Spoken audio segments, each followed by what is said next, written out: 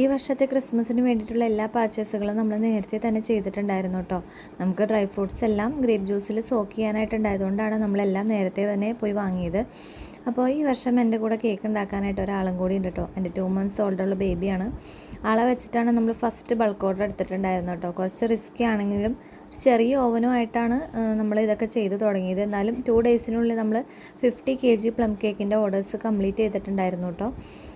Last year എങ്കിലും വിചാരിച്ചിരുന്നതാണ് ഈ year ആകുമ്പോഴേക്കെങ്കിലും ഒരു വലിയ ഓവൻ മേടിക്കണമെന്ന്. പക്ഷേ നടന്നില്ല.